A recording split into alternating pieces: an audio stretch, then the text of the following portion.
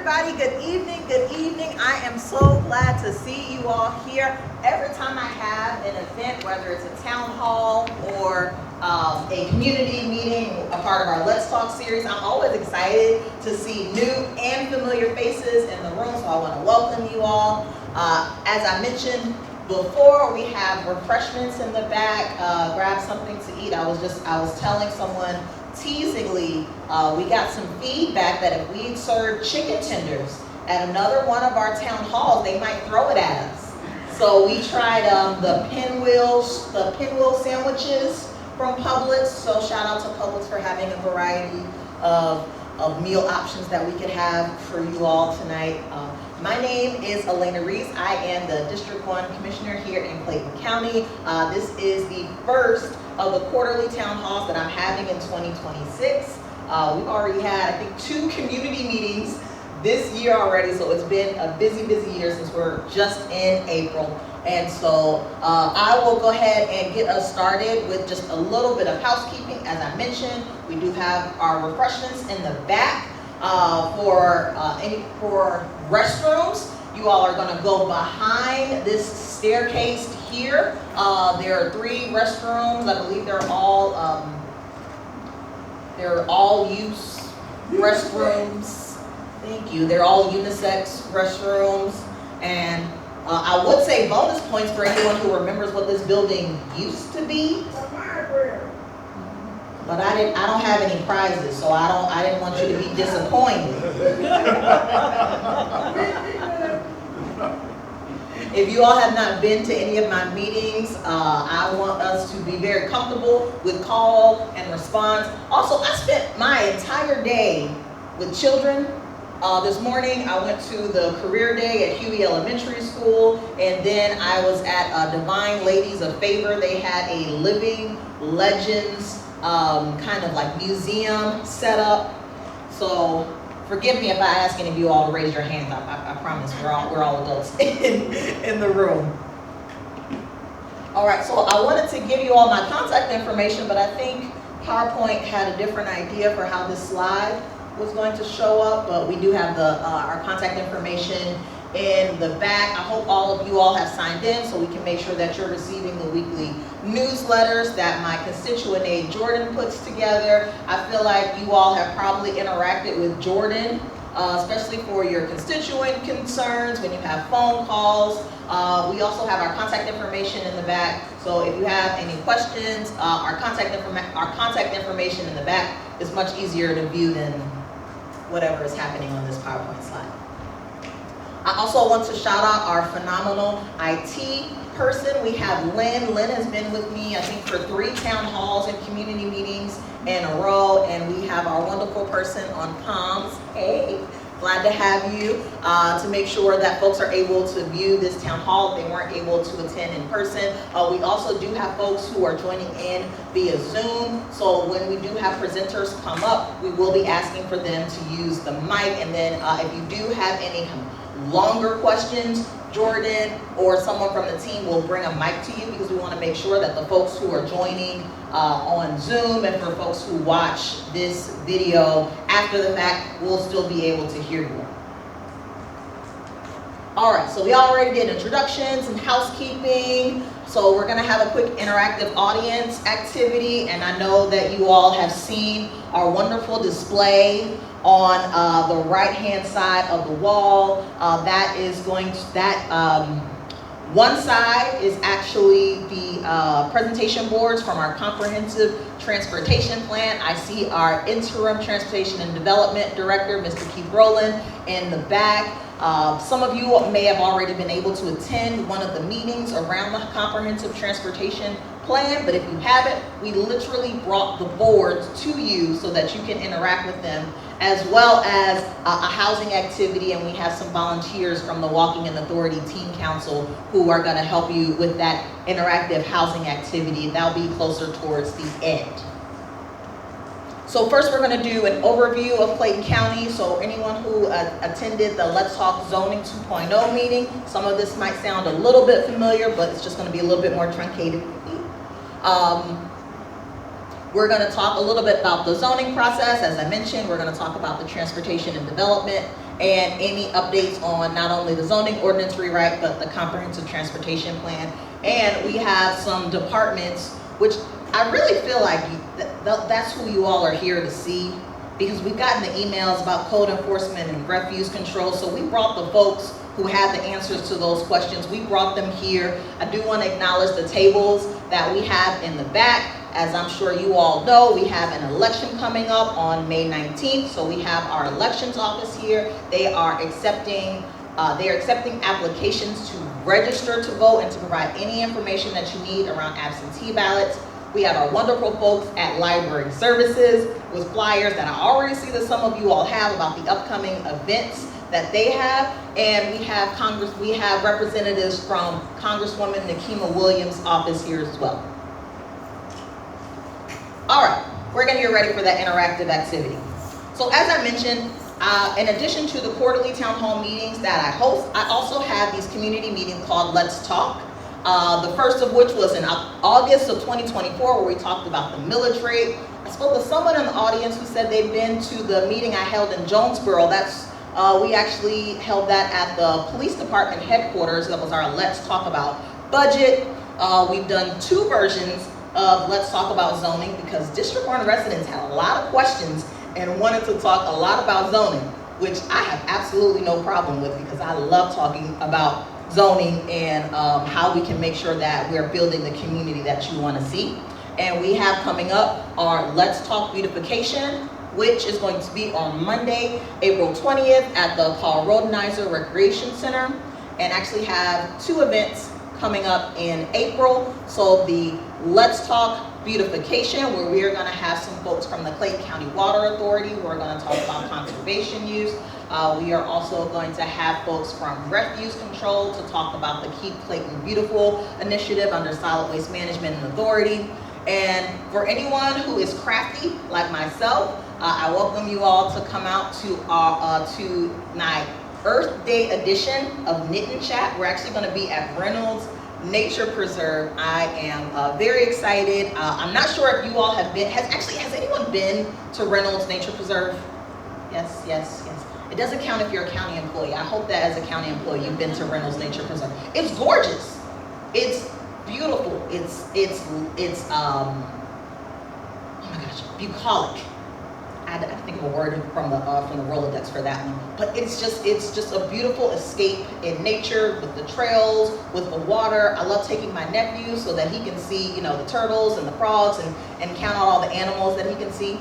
So we're actually going to be doing my next Knit and Chat at Reynolds Nature Preserve, and hopefully they'll let us do some yarn bombing, where you actually craft something, whether you're knitting or crocheting, and you make an object, and you can actually leave them around Reynolds Nature Preserve so that folks can find them, and it'll just be like a little hidden gem as they go through their walks. So the question that I have for you all, and this is the interactive activity, so I'm asking for everyone to pull out your phone and scan the QR code, or you can go to mentimeter.com, and I want to hear some feedback from you all about what other topics do you want to see covered in upcoming community meetings. So go ahead and pull out your phones, scan that QR code, or go to mentimeter.com. And the code that you type in at the bottom is 67391637. So I'm going to repeat that number. I'm going to give you a moment to open up your phones, scan the QR code, or go to the website. And then you're going to type in that code, 67391637.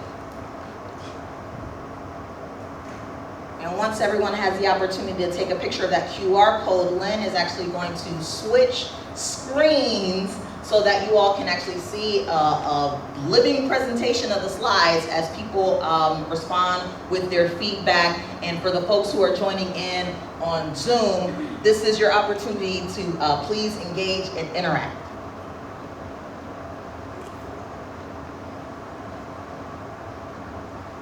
I'm going to be talking for a while, so I want to grab my water bottle.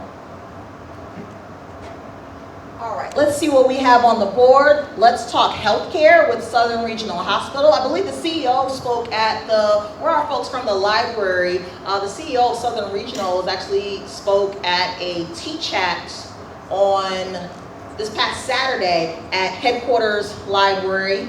Youth services and issues. Oh yes, absolutely. Let's talk taxes. That is already scheduled for, I think, late May, early June. We're going to have another Let's Talk budget. Clayton County just hired, and when I say just hired, I mean Monday of this week, Clayton County just hired a new chief financial officer. So really looking forward to him getting up to speed just in time for budget season as we unveil the 2027 fiscal year budget. So I'm looking forward to hopefully having him speak at the end of May, beginning of June. So absolutely, we'll talk taxes. Let's see, road construction on Mount Zion. Ooh, if whoever wrote that, if you want to give me the cross street of Mount Zion and Mount Zion and Rex Road, Mount Zion and, oh goodness, I mean, there's a lot of construction along Mount Zion. So we have our folks from Transportation and Development who will absolutely answer those questions, and that is wonderful feedback for you all to leave on any of these presentation boards around our comprehensive transportation plan, MAPS. All right. Anybody else? Any other topics? All right, y'all are shy now. Don't worry. By the end of the presentation, y'all are gonna be yelling, and we're gonna have an interactive conversation. All right, let's switch back to the slides.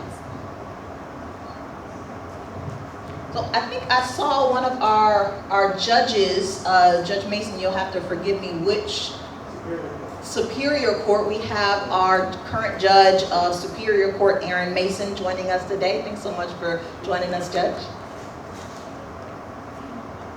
Oh, all right, before we turn the slide, before we go to the next slide, all right, curfew for children. So if you don't mind, we're gonna fold that into youth services and issues. Beautification changes to Terra Boulevard, sophisticated restaurants in Ellenwood. So the restaurants, that definitely falls under zoning, and we'll touch on that a little bit. Beautification changes to Terra Boulevard.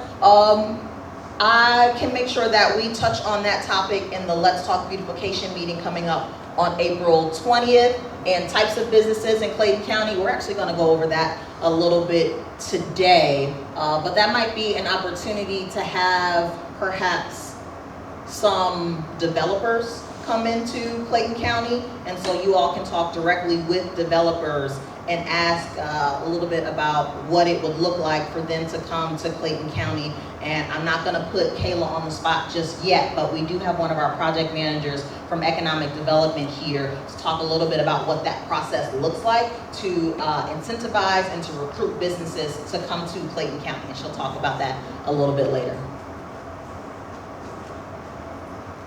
All right, and while Lynn is switching those slides, I do want to acknowledge the folks who joined us on Zoom. Hey, we're happy to have you here. I also want to acknowledge our Sector 1 Captain Krista Green. I would wave at her the moment that you turned around. We also have Lieutenant Ward, also from Sector 1, and we have our Lieutenant of Community Affairs, Lieutenant Briscoe. Now we're just playing the name game. Officer Barnes. Sorry. Officer Dismuke. Can I just call you Officer DJ? Officer Dismuke has DJ'd for a couple of the police department events. She's a phenomenal DJ. That's why I said Officer DJ. All right. So let's talk a little bit about the growth in Clayton County. I'm sure you all have seen it. There are a lot of people that are moving to Georgia. That also means there are a lot of people moving to Clayton County. And according to the Atlanta Regional Commission, Clayton County is expected to grow by 100,000 residents by the year 2050. That's a lot of people. Actually, pop quiz for you all. How many residents, how many folks do y'all think live in Clayton County today? None of the county staff can answer. No, you can't answer. All right, Miss Julia. All right, we have 290,000. Who else? How many folks live in Clayton County? Right here. 300,000. I saw one more in the back. How many folks do you think live here in Clayton County? 250,000.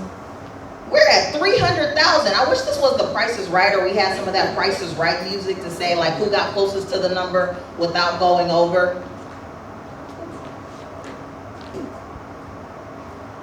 All right, so I found this on the Atlanta Regional Commission website and I thought it was incredible. So as you can see, those darker shaded areas, that is the estimated population growth. And so when you do a zoom out to Clayton County, so this is 75 here where the laser is. This of course is 285, this is 675. So you can see the areas that Clayton County is projected to grow down to almost the precinct level. So you see the Morrow, Rex area over here. You see a large concentration in Jonesboro. But all of this is to say, Clayton County is growing, and we know Clayton County is growing. And so when we talk about what the future of this county is going to look like, we are going to shape what the county looks like for the people who live here and the people who are going to be living here and moving here.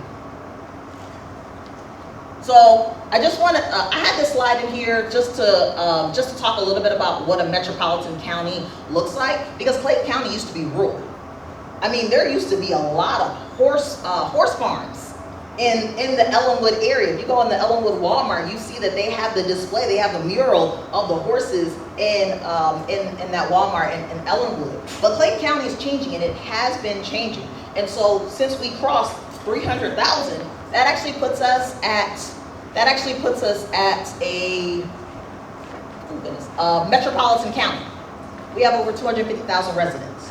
And so when we think about the demographic shifts and what Clayton County is going to look like now and towards the future, we're a metropolitan county, and that is according to the, I think this was the CDC. I don't have the sources at the bottom. Let's skip that. All right, somebody got a question about taxes. So when we talk about the growth of Clayton County and what it looks like for Clayton County to have an increase in population, that means that we're going to have an increase in housing. But it doesn't mean that the increase in housing has to look like the housing that we've been building in the past. And that's what some of those interactive poster boards on the back are for. Those are examples of different type of housing that either Jordan or myself have taken photos of in metropolitan Atlanta. And so when we talk about multifamily housing, I know folks have talked about townhouses. There are some beautiful brick, they almost look like brownstones from New York or Philadelphia. There's some beautiful brownstone type buildings in Hayfield and in College Park. And so when we talk about building multifamily housing that's attached to each other, we can actually look at what our neighboring cities and neighboring counties are doing so that we can bring development like that to Clayton County. Or maybe it looks like building more duplexes, or even, let's say, a quadplex, which is, the building that is maybe 2 stories, has 1 door, you walk in, and it's actually 4 units inside. And so making sure that we have the housing to accommodate the 100,000 people that are projected to move to Clayton County over the next 25 years. And when we talk about community trade-offs, I do want to shout out Kronberg and Associates. This is where I borrowed this slide from. We talk about wanting low taxes, low density, or stable services. And this Venn diagram is showing you that if you want lower taxes, we need a little bit more density. But as we've already seen, Clayton County is about to get a little bit more dense. And what that means is as our population grows and as we increase the home ownership rates and we have more folks who are buying into the housing that we're building in Clayton County, you should see that stabilize your taxes, meaning that there are more people to share in the burden of that tax cost. There was one item I failed to mention on the previous slide, which is that 60% 62% of Clayton County's revenue comes from property taxes. Now that's both combined business and residential property taxes, but that's a large percentage of our budget that the county is relying on for property taxes. And I don't have any slides on it, but for any of the folks who are following what's happening down at the state capitol, there is a bill that is moving through the state capitol that will potentially eliminate property taxes for counties. And if we're looking at how Clayton County receives its revenue, that would impact Clayton County detrimentally.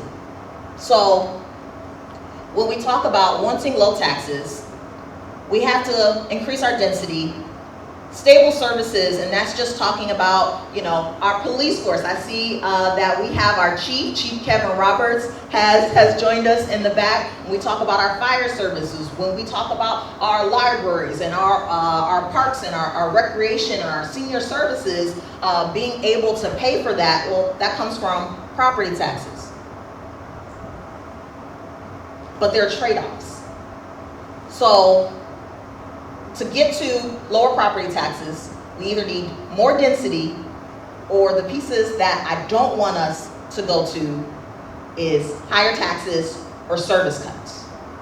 But with the slides that I've already shown you all, Clayton County is about to get that density, and everyone in this room, everyone who's joining us on Zoom, everyone who's going to watch this video later, they have the opportunity to shape what Clayton County is going to look like in the future. So I mentioned that Clayton County has a couple of studies that we're doing. So we're doing our zoning ordinance rewrite. So some of you all may have gone to any of the meetings. The one in District 1 was at Santa Gregory. Was anyone in the room at the zoning ordinance rewrite meeting? All right, no worries. There is still time to participate. So the zoning ordinance rewrite will be taking place all through 2026, and we're projected to get the results in 2027. I'm looking at Kayla from Economic Development. And if you scan the QR code here or go to the website claytoncountyga.gov/zoning ordinance rewrite. Again, that's claytoncountyga.gov/zoning ordinance rewrite. You have that opportunity to give input on what you want the future of Clayton County to look like, and I say that it goes back to the zoning. So for the folks who said that they want to see more restaurants and they want to see better restaurants, we need to make sure that our zoning map actually reflects where we want to see those businesses, whether it's a standalone restaurant or whether we're building mixed use. It all comes back to zoning. So, as I mentioned, zoning creates the rules that design your community, and it shapes the community that you want to see.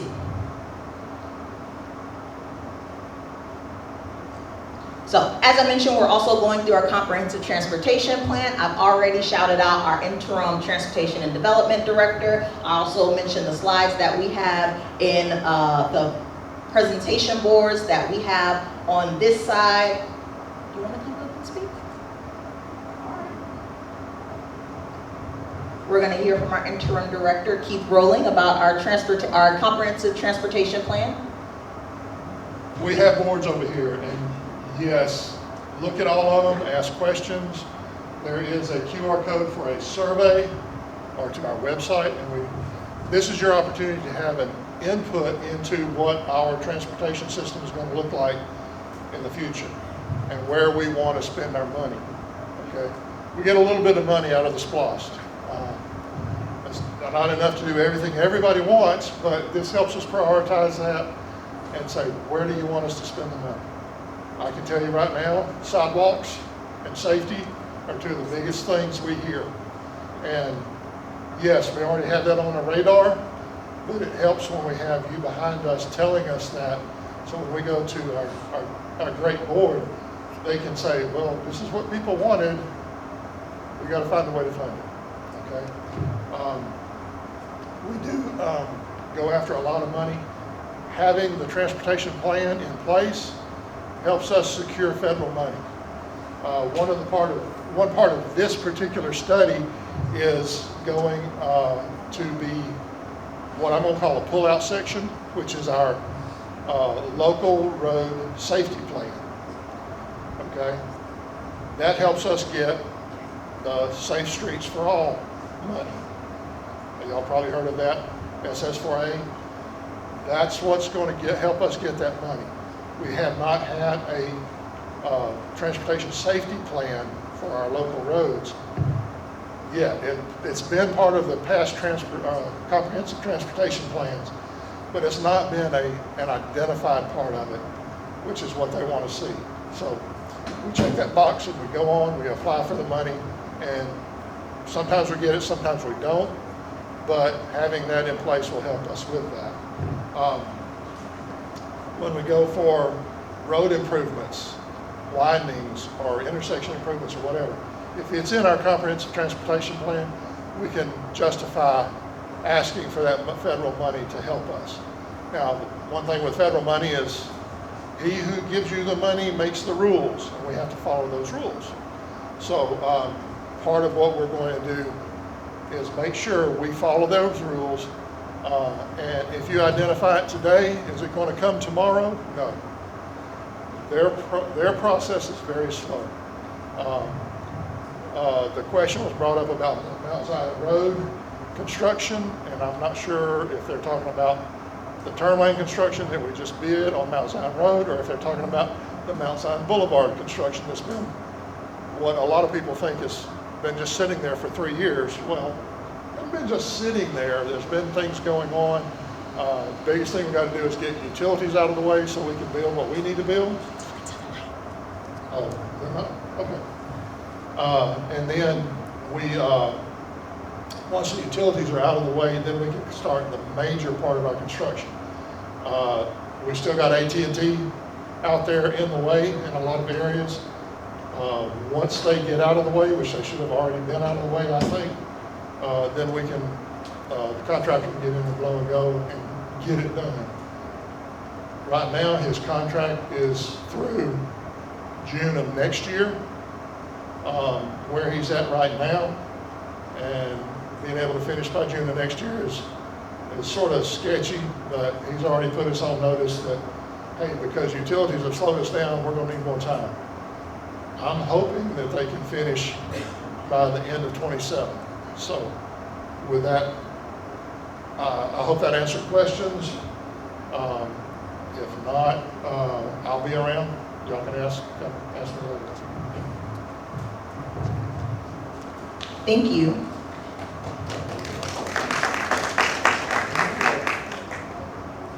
And for folks who do have additional feedback and comments, that's why the poster boards are there. Again, we do have some volunteers who are going to walk you through what that process looks like towards the end, for you to put stickers and dots. And I think we have note cards over there for you to write notes and give feedback. And there are some great maps about the walking trails, bike trails. There are heat maps as far as like where there are clusters of traffic injuries and fatalities, as well as where we see traffic congestion. And so being able to have that to be able to address those concerns now helps us get ready as we prepare for all the folks who are going to move to Clayton County. So I'll talk a little bit about zoning and the difference between, of course, y'all know, buildings, and a cluster of buildings create neighborhoods. Different neighborhoods create the larger city.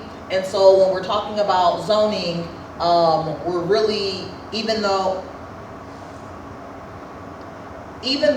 the board makes decisions on a lot by lot basis as far as what building will go where, each of those decisions that we make about one building, that starts to become a collective about what your community and what your neighborhood looks like. And I went to a Zoom meeting hosted by the Parking Resource Network and Affordable Abundant Housing, ATL, and it talked about, when we talk about density, what they talked about is building out areas that are built for people that have that walkability. So any of the folks who live in this area of Forest Park and just looking at, I think we actually have some of our City of Forest Park folks here. Thank you. Thank you, Forest Park, for letting us use the space. You can see the walkability, being able to walk from the library to the park, to the houses that are just behind us and the apartments that are just next door to those housing. So you'll see that this is an older style of how neighborhoods used to be built that were much more walkable versus the car-centric suburbs that you'll see as you get closer to Lovejoy, as you get further out in Ellenwood, where everyone has a half acre and a 2,000 square foot home, and it takes you about 10 minutes to drive to the grocery store to grab some milk. We don't have to continue building neighborhoods and communities that look that way. So I never shy away from an opportunity to show what the District 1 zoning map looks like, because folks have questions about, well, why are there so many truck parking, or why are there so many logistics centers, why are there so many warehouses? So as you can see in the dark purple and the light purple, along 675, all of that is heavy and light industrial. And so I have a slide a little bit later on that talks about permitted use. There are some companies and businesses that are allowed just kind of by legal right to be able to build, and it doesn't have to go before the Board of Commissioners at all. And so that's what you see in those purple areas.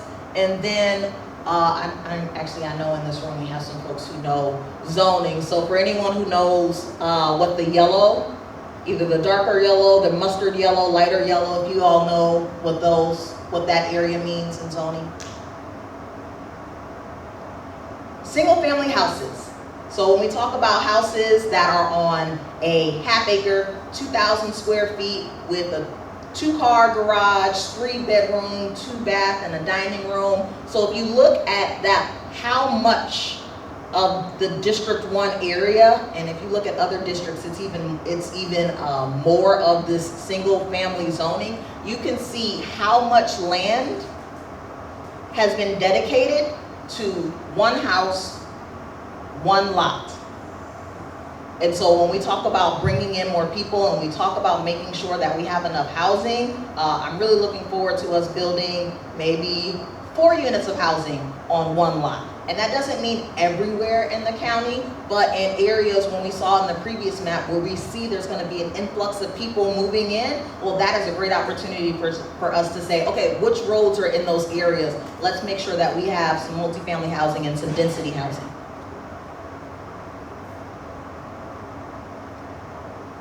All right, I'm not going to go over those.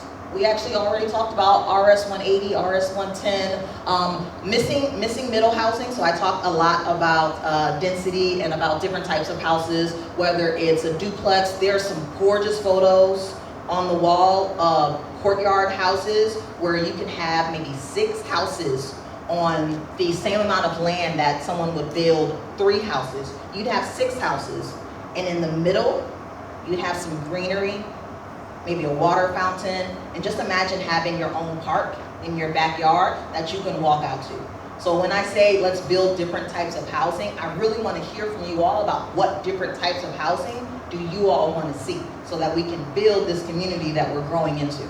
They need to be a little bit cheaper than what's out there now, so more than a starter home price, $200,000 price instead of the $400,000 that we got out there for all these houses. Heard. And part of the way that we actually reduce the cost of housing and that we make housing more affordable is to build density. Because right now we have a housing shortage. That's nationwide. There is a shortage of housing, partially because all over the country, cities and municipalities have been building single family housing. And so there's literally not enough housing for everyone to live into. And when we talk about, supply and demand economics, what happens when there's a shortage of supply and an increase in demand? The cost goes up. I have a lot of slides in here from what stuff's in here. So when we talk about building on one piece of land. You can have, and I think actually ADUs came up in a previous Board of Commissioners meeting, and this is some of the folks from community development when we went out to tour one of the Kronberg houses. This area of land actually has 4 houses on it. So the 2 in the front are 3-bedroom homes. The one in the back right is a 2-bedroom home, and the one in the back left is a 1-bedroom home. And how much does it cost? So those houses were in the city of Atlanta. So what their affordable looks like was, I think, $325,000 for the 3-bedroom and about $275,000 for the 2-bedroom. So I promise you all, I'm getting to restaurants. But I want to make sure that we talk a little bit about the 3 different types of zoning that we typically have in Clayton County, which is residential, commercial, and industrial. And so when we talk about commercial zoning, that's your retail offices, your restaurants, and where those are built. And currently the zoning that we have now, anyone that's ever lived in Chicago, New York, Philadelphia, so places that have bodegas, right? You walk out your house, you walk 2 blocks, and there's a grocery store, or maybe there's a vendor out front. The way that the county is zoned now, and this is typical for counties and cities across Georgia and across the country, the zoning is split up in a way where you have residential in one area, and then you cross that imaginary line, and now you have businesses, and you cross another imaginary line, and now you have industrial, and they're all split up in a way where they don't intersect. And so I'm sure you all have heard a lot about mixed use and what does mixed use development looks like in the county. So that's what we're talking about. We're talking about blending that residential, that commercial area, but also that means taking all of those truck parking, those warehouses, and those logistics centers, and building them far, far away from your houses. So I wanted to talk about permitted uses because I've gotten a lot of questions from folks who see developments and they say, well, hey, I've been watching the zoning meetings, I've been going to the zoning advisory group meetings, and I saw this new development. When did it come before the board? Well, there are some businesses that are under permitted use that are by right developments that actually don't have to go before the board. Because within the zoning ordinance, we've said, hey, there are certain businesses that can walk into the community development office, they can ask for a license, and they can receive a license. And so you can actually find any of this information on the Clayton County Muni Code, on the Clayton County Code of Ordinance, and so you can see things like bookstores, camera shops. This is actually old because CBD oil sales fall under vape shops, and we have a 6-month moratorium on vape shops. But you also have drugstores, dry cleaners, for anyone who's seen the increase in not only dry cleaners, but laundromats. We're getting a lot of laundromats. I know I'm looking at you, community development. We're getting a lot of laundromats. So when we talk about what type of businesses we want to see in the county, we also need to look at what type of businesses are we telling the development world that we want. This is basically a list telling developers, these are the types of businesses we want to see in Clayton County. Do y'all see restaurants on that list? So when I talk about folks being able to go to those zoning ordinance rewrite meetings, this is what I mean. Because the developments that you want to see in this county, it all goes back to that zoning code. And I'm not even going to talk about minimum lot size and how much parking that we dedicate. We're going to skip a lot of these slides. This was about the data center. Do we have any folks from Ellenwood? All right. How close are you all to Williamson Road and East Tanner's Church or Dunn Road? Too close. All right. Touch about data centers. Okay, so here you see here is I think this is the 2014 approved Ellenwood planned unit development, and this is what Ellenwood was envisioned to look like. So folks who live in the Ellenwood area, how close are you to Anvil Block? Anvil Block, Rex Road, Stagecoach. Yeah. You told me you were in Rex. That's not Ellenwood. All right. So the infamous movie theater.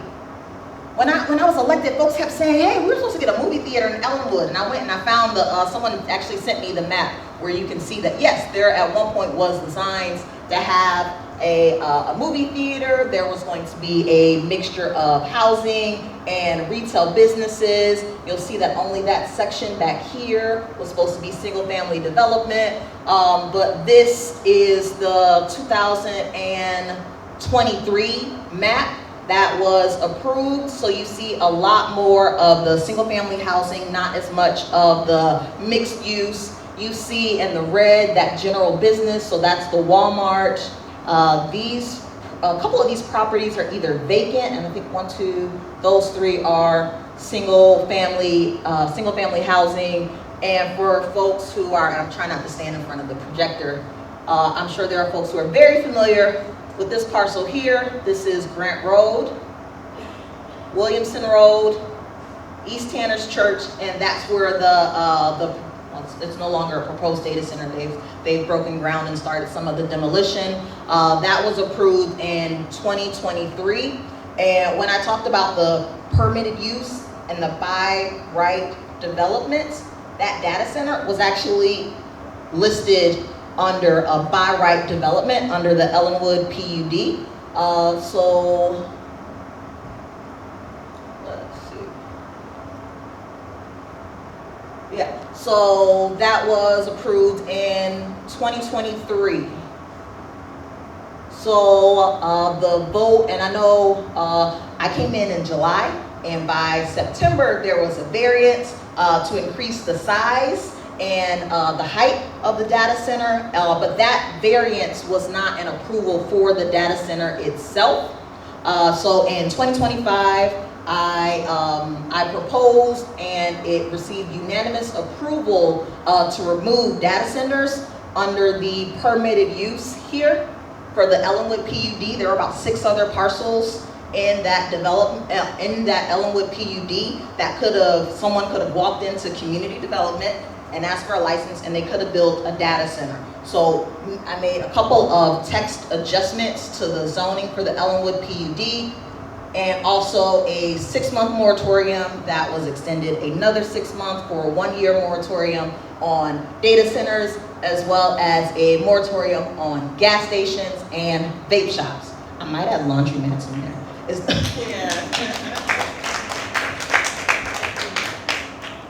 So when I say I can talk about zoning all day, it's because I have heard what folks want to see in District 1 in Ellenwood, in Rex, and I believe that the way that we do that is that we make sure that the zoning code reflects what the community wants to see. Can I ask another question? Yes, ma'am. What is that big warehouse across the street from the Ellenwood post office? Large warehouse across the street from the Ellenwood post office. I believe that warehouse is vacant. You are talking about the warehouse on Highway 42? Yes. Yeah, I believe that warehouse is vacant. There were some warehouses that are under permitted uses. So you could have a developer who sees that an area is heavy industrial or light industrial. They can go to community development, they can request a license, and they can build a warehouse. And it wouldn't come before the Board of Commissioners for approval. So why is it empty then? You would have to ask the developer, because what our zoning code says, hey, anyone who wants to come build a warehouse, a logistics center, not truck parking, what's another industrial permitted use? Manufacturing, cold storage, unless there is something specific that a developer is looking to do that they need to come before the board. There are certain areas in District 1, especially along that 675 corridor. Right here. So you're saying 42? Where am I? Yeah, here's 42. So you see all of that purple, dark purple and light purple? If a developer wanted to come in and build a warehouse, they don't have to come before the Board of Commissioners for approval. They buy the land, They build the warehouse. If no one occupies the warehouse, if no one leases the warehouse, if no one buys the warehouse from them, then they're just paying the carrying cost and the property taxes, but it sits vacant. I just don't want to change into a detention center. Yes, ma'am, we'll be on the lookout for that. Yes, ma'am. Miss Julia.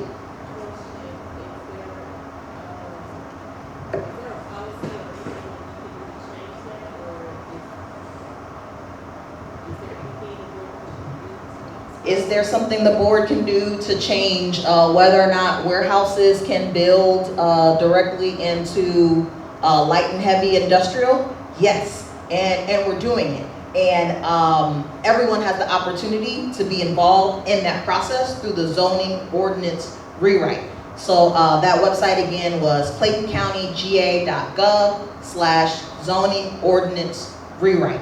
And so that is the opportunity to say, hey, there are too many warehouses, logistics centers, truck parking in District 1, and we'd like to see something else, and making sure that the zoning reflects what you want to see. I'm going to skip through these slides to get back to where we were. Did that answer your question?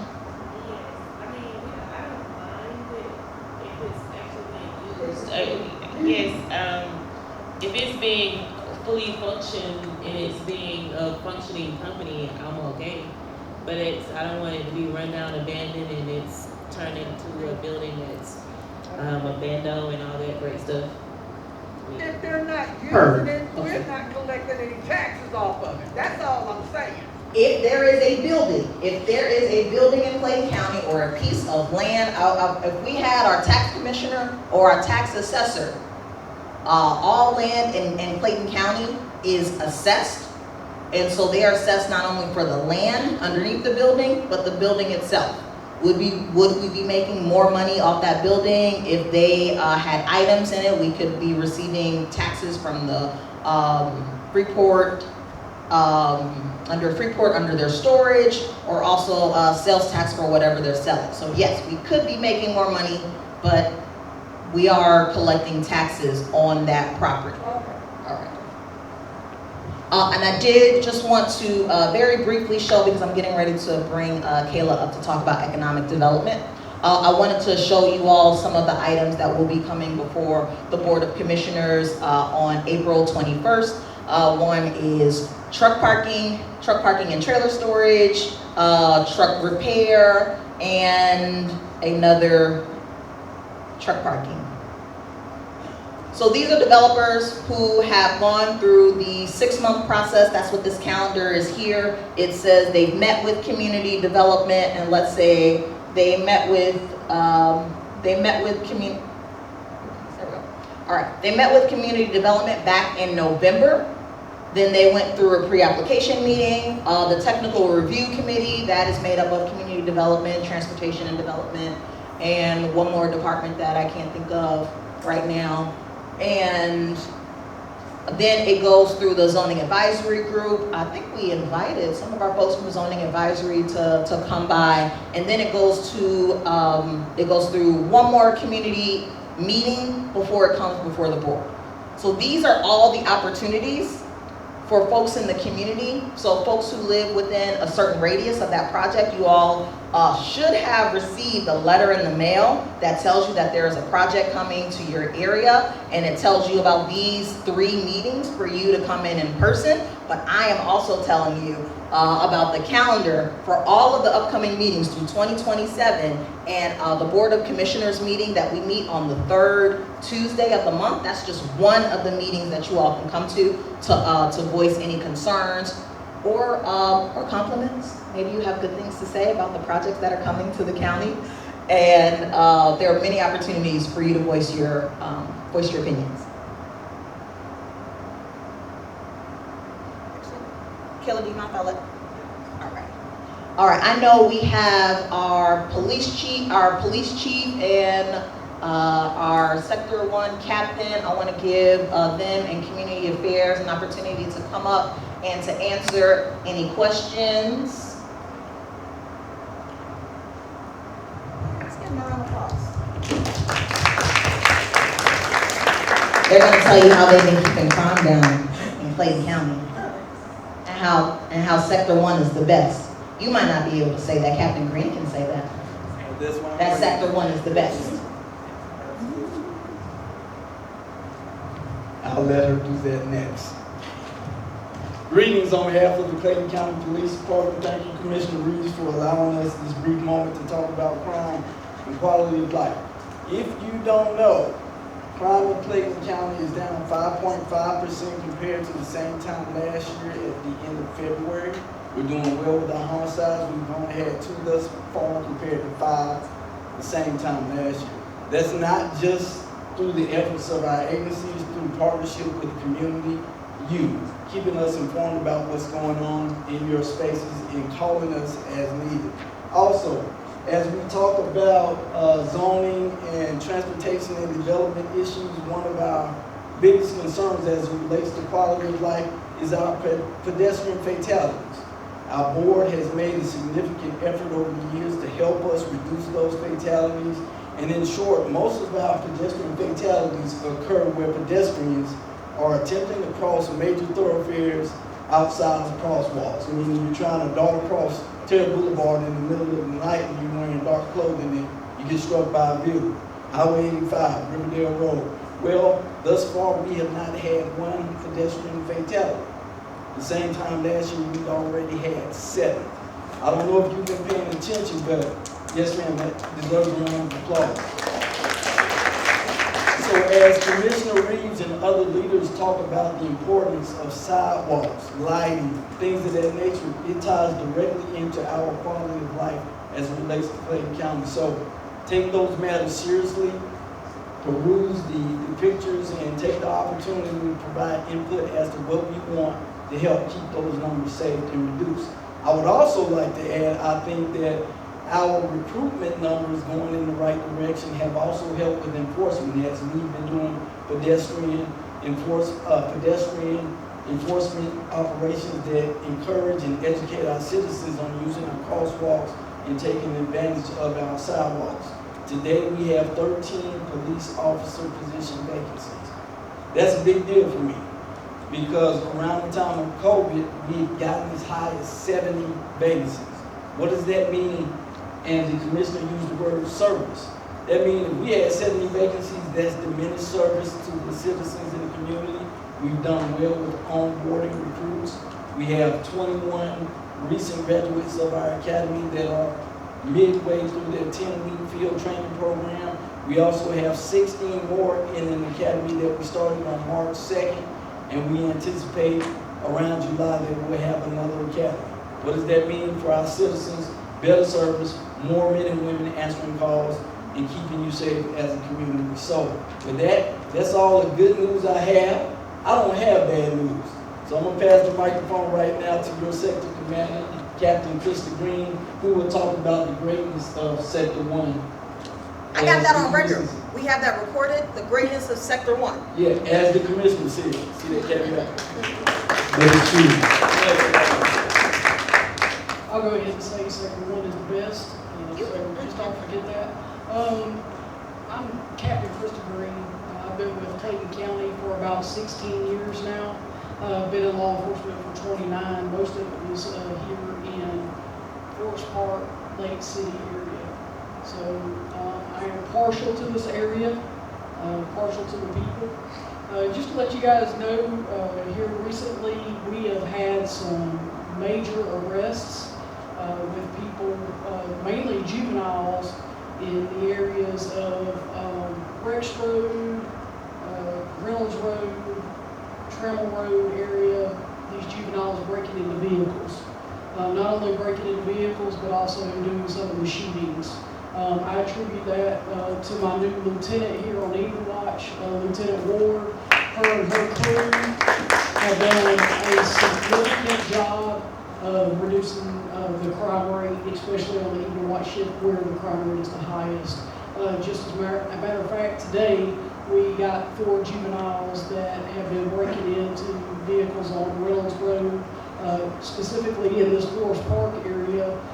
They were, a citizen actually captured them on video, and although I don't recommend you walking up to video these guys in the process of doing their crimes, I am thankful that it was done because it allowed us to follow up. Lieutenant Ward and her crew followed up. They got an ID on the young man, and the detectives came out and spoke to him, and we've got several juveniles in custody and solved several of those entering auto crimes. So hopefully that will help get that down. But I want you guys to know we're still vigilant, trying to keep those crime rates down. And also in saying that, I do ask that when you are leaving your vehicles, please take your guns with you. We have juveniles that's what they're doing. They are targeting vehicles. The only thing they're looking for is guns. And these guns are going to these gangs. And these guns that they're stealing from our vehicles are what's causing our drive-bys. So please be vigilant. Speak with your family members. Even if you think, oh, I'm only going to be in the house for just a second. That's all it takes is just a second. And your guns are gone. Your vehicle is gone. So you should be safe in your home and your vehicles. And it would be nice if we could go back to the days where we could leave our houses unlocked and our vehicles unlocked. But the reality of it is we just can't. So please be vigilant of that. Help us out. And if you see something, say something. Call us and let us know. You don't necessarily, I don't advocate for you to go out and intervene because these kids, like I said, are getting guns out of vehicles and they're using them on people. They're using them on victims. So please don't go out, but peek out your window. Be a good witness and give us a call immediately. If you think it's nothing, it might be something. Just give us a call. Call 911. Don't ask to take time for what's the non-emergency number. Throw that out of your mind. Just call 911 and let us know what's going on. As long as you're not cussing out our dispatchers or making false reports, nobody's going to fault you for calling 911, please. Okay? My office is... We also have the non-emergency number up on the site. Yes, it is up here. 911 is faster. Yes, ma'am. Okay? Yes, Captain. As long as you don't try to find the 11 on the phone. So, my office is open. If I'm in there, please come by, talk to me. If you have any questions, I'll open my office to you. That's not a problem. My email is actually the best way to get in contact with me because I am always out. My officers try to keep me in the office because when I am out, I always get into something. So, but if you see me out, please flag me down and say, hey, introduce yourself. And, I would like to get to know everybody. And I don't have a problem with answering your questions and allowing you to get to know me and what I expect. Okay? Do you have any questions? Just please let me know. No, we have questions now. Okay. Any questions? Who had a question? I have a comment. Yes, sir. I've been a resident of Clayton County for 32 years. This is the first year that I've seen as much presence in school zones by officers than any other year that I've been here. I just want to personally thank Chief for that. Here, I'll get going. No comment, thank you. Anybody else have a question? I live up in the Reaves area, off of 242, and there's a lot of construction going on that particular street, widening the road or whatever. And getting out of our subdivision there within Miss Cane Point is like playing Russian roulette with your life every day. What type of speed enforcement or anything can be done? Because when people get off of the 675 and they come through that light and it narrows down to a one lane, they're gunning it right up in there. They're playing, it's very dangerous. Is there anything that can be done to do some type of speed enforcement or something on that street? There have been several fatalities coming out of our subdivision, but it just continues. So I'm not sure what resources or what we can do in order to address that. That roadway is actually approved for LiDAR speed detection. And we can run it, but we can only run it one direction right through there because of the Henry County line. And the way the laws are set up, we have to be visible from 500 feet. We also have to keep 500 feet from the county line and 500 feet from signage that allows us to run the laser and notify the drivers. So we have distances that we have to maintain, and for that reason, we can run it in the direction that you're speaking of, those coming from 675 headed into Henry County. We can run that, but as far as the other direction, the enforcement would have to be further away from where Biscayne is at. But we can look into that and get our officers out to run some LiDAR. And we've actually had some details out there because of the pedestrian issues that we had as well, and been citing people for improper crossing right there where the trailer park is just down the street from this county. Any enforcement will be helpful, Yes, sir. whether it's in any direction, because I think officer presence is the cheerful. So I mean, and it would help if it was consistent. So like not for a week and then 6 months we don't see it. So that's the whole problem. I'm glad you said that because I wanted to add something for the room. First of all, can you tell she was a traffic officer? She knew distances, signage, and all that good stuff. As far as the response for more than a week, keep in mind, this is one portion of the county, and one community cannot monopolize all of the resources the whole time. As your chief of police, I've served in the capacity as a precinct commander. Every community is asking for the same support when it comes to traffic calming, slowing folks down. So what we've had to do historically is we respond to those complaints, but we can't leave resources in a certain area for an extended period of time. The best thing you can do in this arena right here is establish relationships with the most important person in the room for your law enforcement needs, your captain, because what she will do is she may send resources out there for this week, but if another community calls, she may have to divert those resources for a few days. But once you have those relationships, all you have to do is shoot an email, a text, or make that call, and she'll bring you right back. But we can't guarantee that we're going to have those resources in one space for a month straight. That's not reasonable. But what we can do is accommodate those requests as we get them. And once you establish those relationships, people still call me and say, hey, chief, we hadn't seen the police. Now I don't send the resources, I just call the captain and say, hey, they hadn't seen officers out there, the problems are back. So if you would, when you get a chance, if you don't know the captains, either this captain or your respective sector commander, please make that relationship. We'll be glad to bring the resources out continually, but please understand that we have to move them around. They're fair? Outstanding. She's going to write some tickets. That sounds like a command. No. Directive? No. On to the next question. Actually, to step back on that, we actually have some speed detection signs too that we can put up, and I do look at putting those up and moving those around. However, I will tell you that they're twofold. They can help us in deterring, but they can also increase speeds because for whatever reason, people like to see how fast they can get the speeds limit sign up to.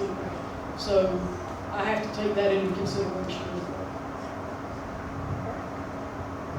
We do have, I'm sorry, we do have one question over Zoom.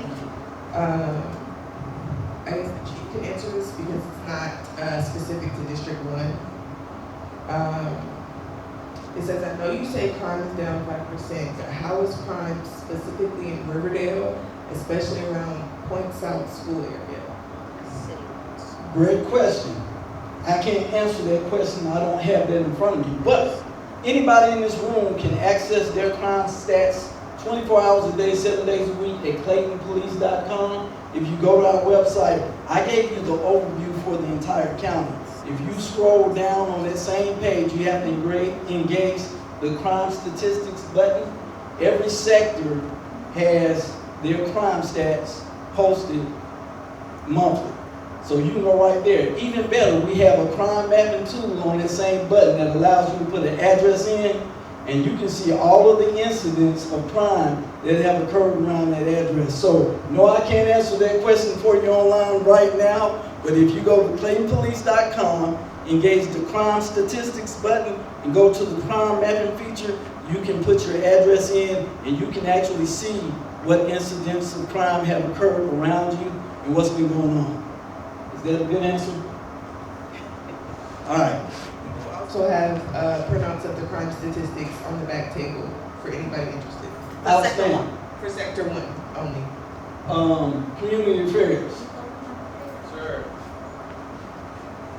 I want to bring our community affairs unit up. They do a fantastic job with managing police department events. I want them to speak to our upcoming events.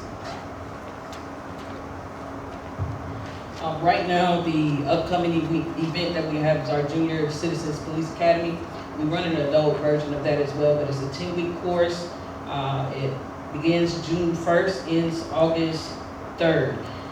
Pretty much the kids come for an hour to our police headquarters, and we give them an in-depth look at the police department.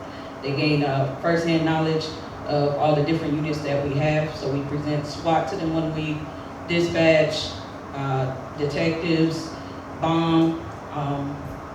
It's a 10-week course. The youngest age we have is 8 years up to 18. As long as they're school age, they can come join us, and we'll have fun with them. So if you are looking for that, I do have these flyers back on the back table back there. I also have applications back there if you want to take them. Have a question? Yes. Do the kids get to turn the siren on? They do. The kids get to turn the sirens on, the kids get to play with the SWAT equipment. Well, not too much, but they can put on their equipment and hold it, test it out. We're trying to get more hands-on, so when they do have their week with CSI, they get to do fingerprinting. So it's pretty active and interactive for them. Wait, do adults get to turn the siren on? One valid piece of information, I don't know if she mentioned it. You can't bring your kids and drop them off. The adult has to come with them and stay for every visit. And what we found, if those adults hadn't been through our Adult Citizens Police Academy, after they go through with their children, they're encouraged to participate in our Citizens Police Academy. Do we have any graduates in the room? So I expect to see all of you for our Adult Citizens Police Academy next go round.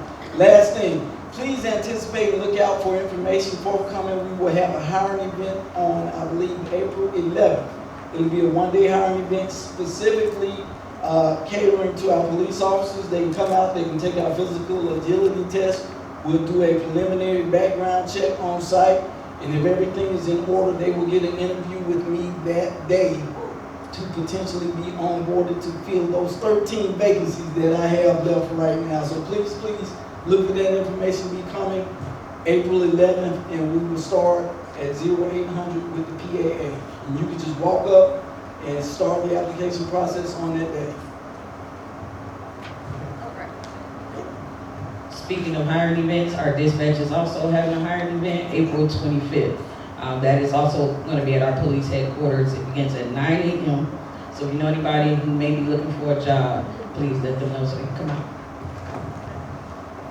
And I just want to confirm that all of the information that you all have presented is available via flyers at the back table by the entrance.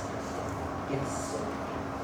Also, get in touch with us through Facebook, through Clayton County website, Clayton County Police website. We're also on Instagram, so we have multiple resources.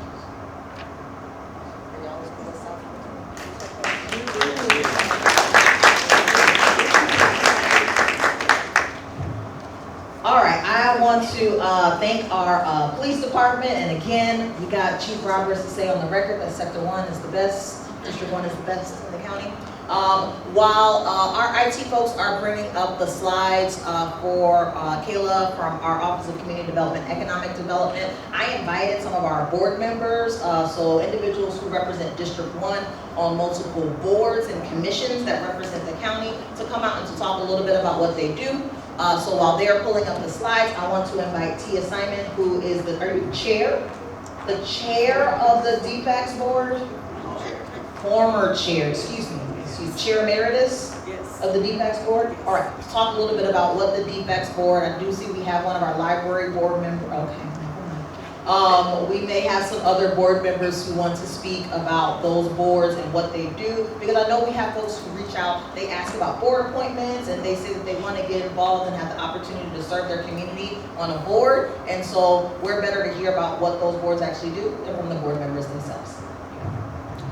Hi, my name is Tia Simon, and I do represent you all for District 1 on the DFACS board. That is Department of Family, Children, and Services. So what we do, we have meetings every fourth Wednesday every month, and we discuss topics like neglected, abandoned, abused children that we have within the county. And we provide services for them as well. We also look for foster parents, foster homes, and we assist in adoptions. And we also help with food stamps and Medicaid. So we know that a lot of families are not getting their food stamps on time, or not being able to process their Medicaid applications. And so with us, you can come to us, or we can direct you to the right people so that you can get the services that you need.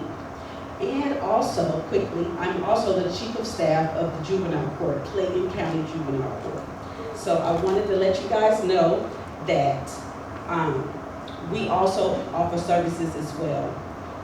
Everybody thinks that juvenile court is just for our delinquent or criminal kids, but we also serve those children that also are abandoned, abused, and neglected as well. So, and we are in need of volunteers to help us investigate those cases. It is a volunteer, it's a volunteer position, but they're called CASA, and we are in desperate need. And so if you guys can, if you have time, especially people that are retired, we would take time to train you, and we will give you the tools to go inside the homes of the children that are abused, and you will speak on behalf of the children. In court, yes, you would testify saying, I went to the home, they have food, the lights are on, the child says, I want to be with my mom, my dad, my aunt, my grandma. So we are looking for those volunteers. So if you have anybody that you know, or you want to come yourself, please come down to 9163 Tierra Boulevard. We're right connected to Superior Court.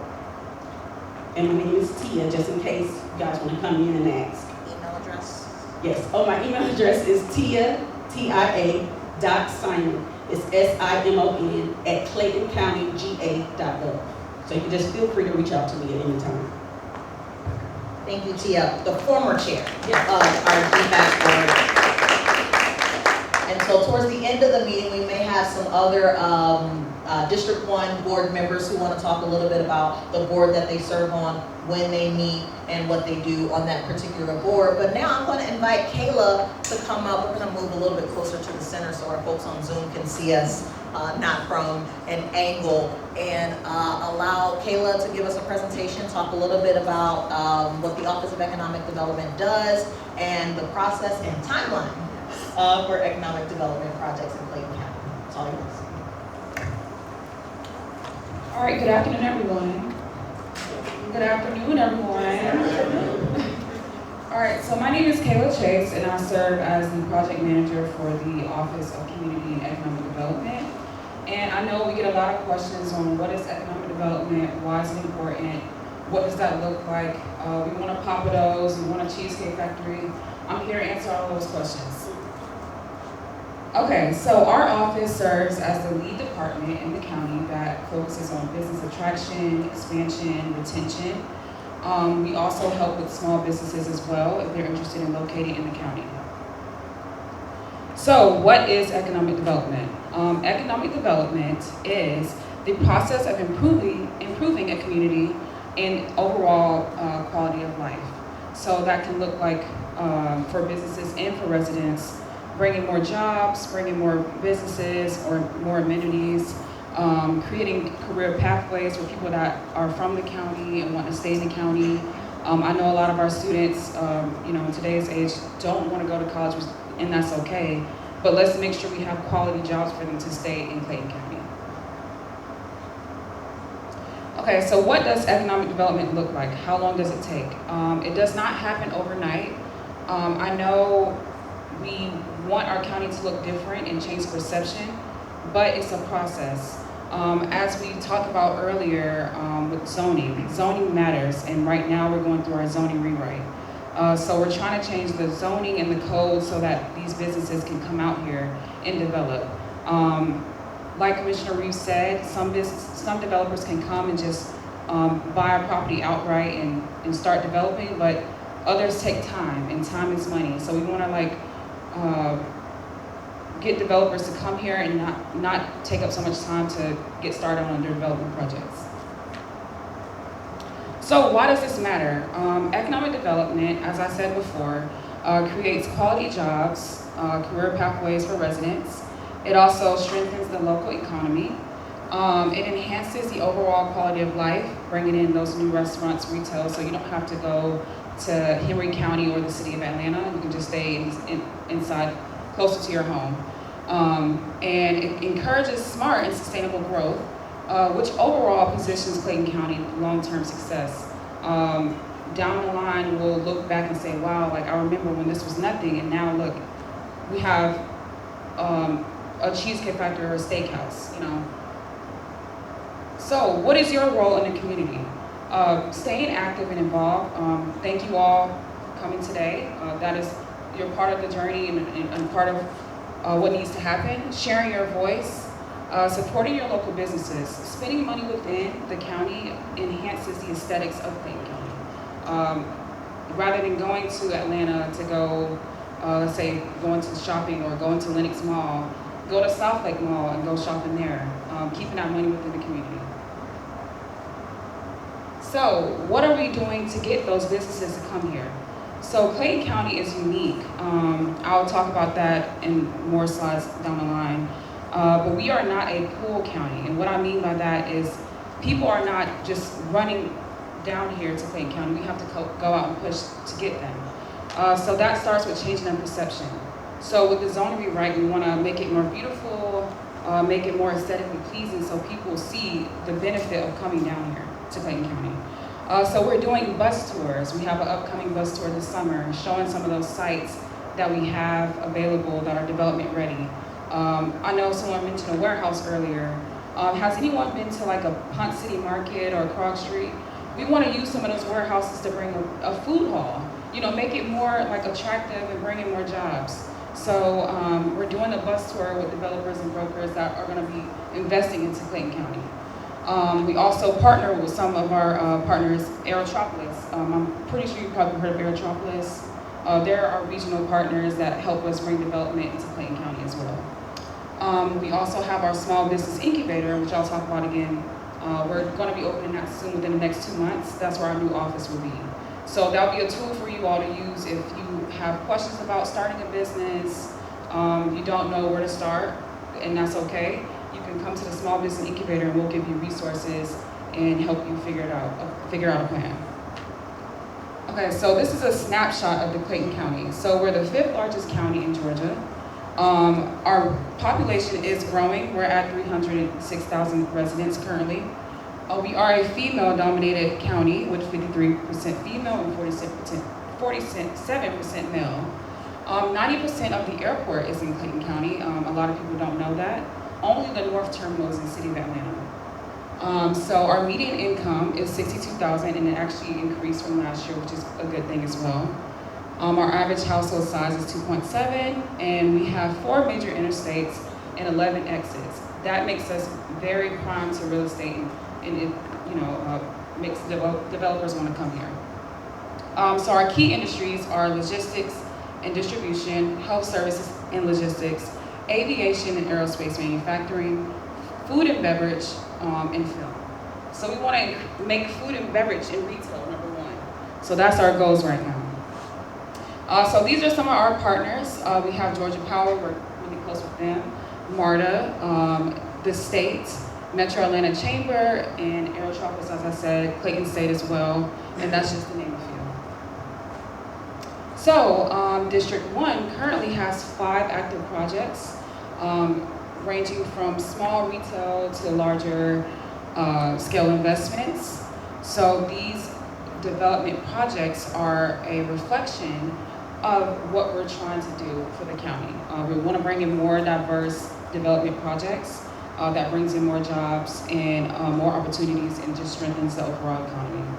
So with that being said, as we are preparing for the future, I want to know, what would you all like to see in your area, in your neighborhood? Don't act shy now.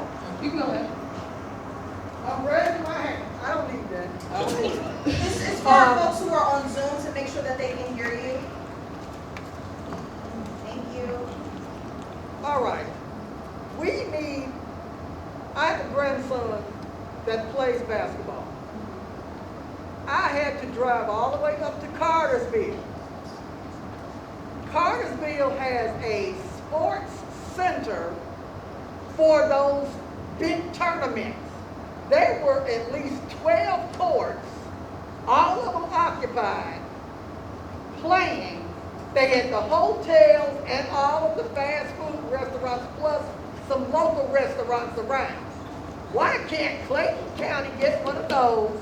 Because I think the next closest thing to that would be Macon.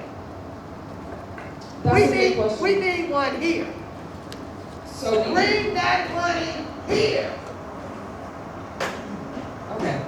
So we do have our convocation center that just opened in Morrow. So a lot of those conferences and sports events that'll be happening there. So around. Well, they actually just hosted the wrestling match and the SWAC conference. So that was going on for a week. So that was like, I think it was like 2017, I believe, for like 2 weeks or a week and a half. I can't remember how long. So that brought that sales tax to counties. No. That's what I'm saying. This is a huge sports complex up there in Clarksville. They were holding about 12 tournament games at one time. Well, that's a good point. I know you said the warehouse, so that could be used for that, something like that as well. So ideas like that is something that we want to bring to our developers. So it's up to our developers to buy out those type of buildings to develop that arena or whatever you're looking for. Well, that brings it in. So once something like that is built, that's when the hotels will come, restaurants will come, and not retail. You just need like a, what do you want to call it? You need like one major development for those things to come: housing, retail, restaurant. So if this was a Ponce City market, all of that would follow, if that makes sense.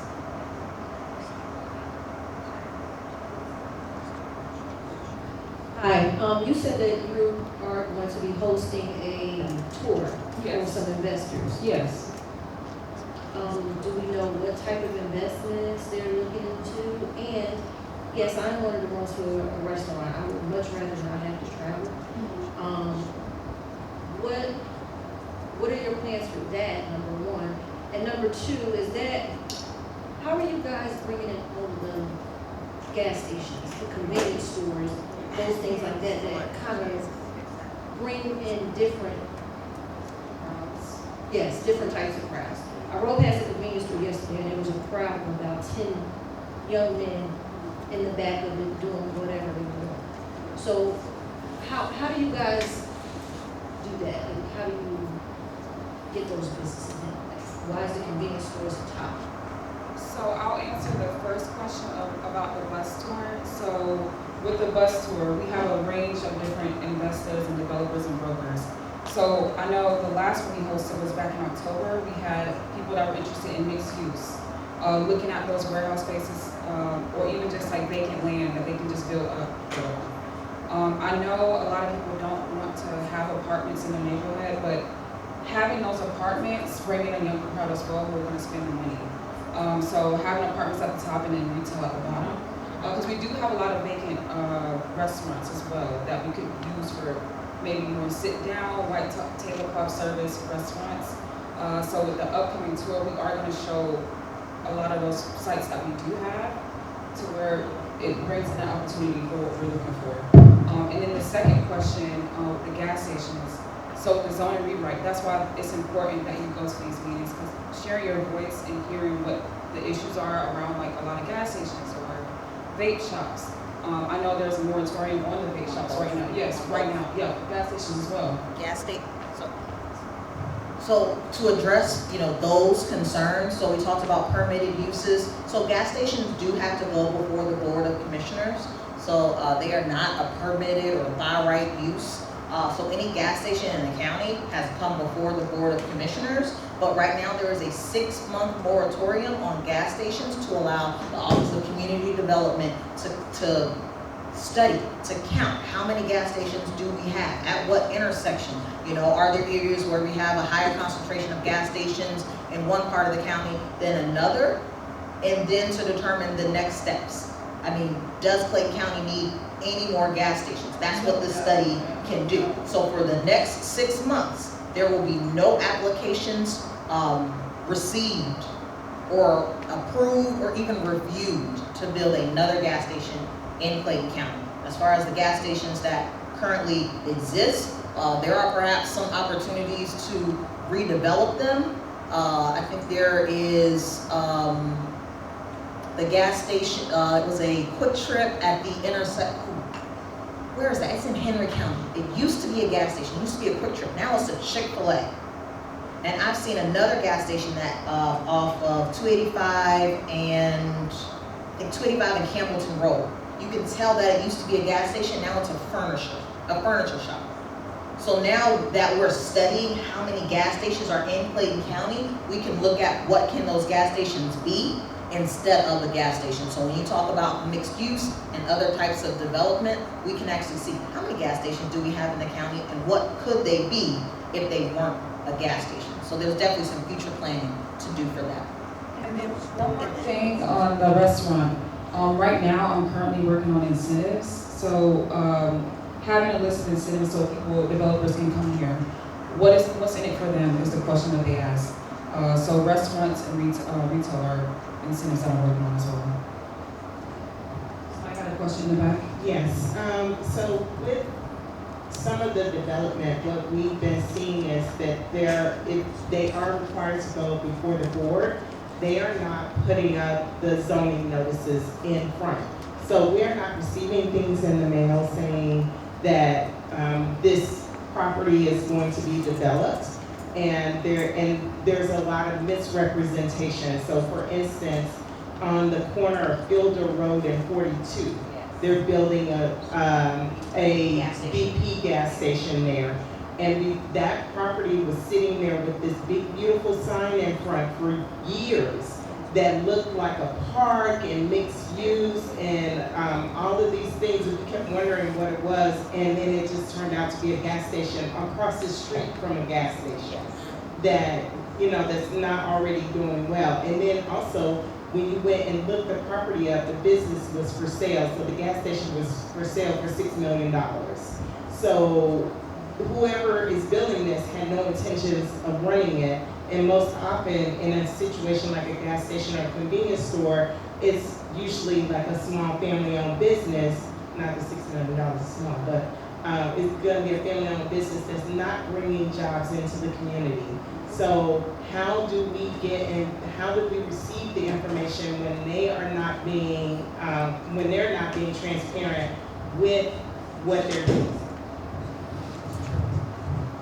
So I'm gonna grab the mic from Kayla, because Kayla does, is it fair to say that you do the future planning with economic development, like what the county can look like, and the community development side of the Office of Community Development and Office of Economic Development that were merged last year. So the Community Development Office, they handle the zoning, the permits, the notices, as far as like individual developments, whereas economic development is how do we bring in those big businesses, how do we recruit them, how do we incentivize them to be able to come to the county. I know exactly what intersection you're talking about. It's a T-shaped intersection at Fielder and 42. I remember getting those questions from folks who live in the Rock Creek community asking, hey, what is that development going to be?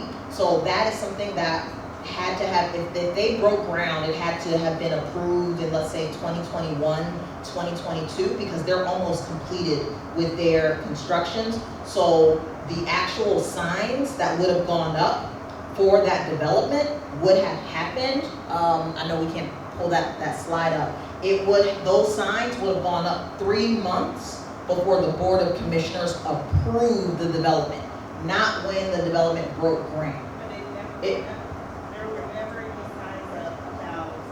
You're saying there were never any signs up about zoning. Okay, that's a good flag for community development as far as what does that process look like to make sure that residents are informed about developments, because the earlier that you all know when a project is slated to come before the Board of Commissioners, that is your opportunity to come to those community information meetings, to come to the zoning advisory meetings, and to come before the Board of Commissioners meetings, so that those developers can hear from the residents who will be directly affected by that project. And so there are already 3 community meetings, and I have a calendar on one of the slides that I'll show you on where you can show up to make that case and make that presentation.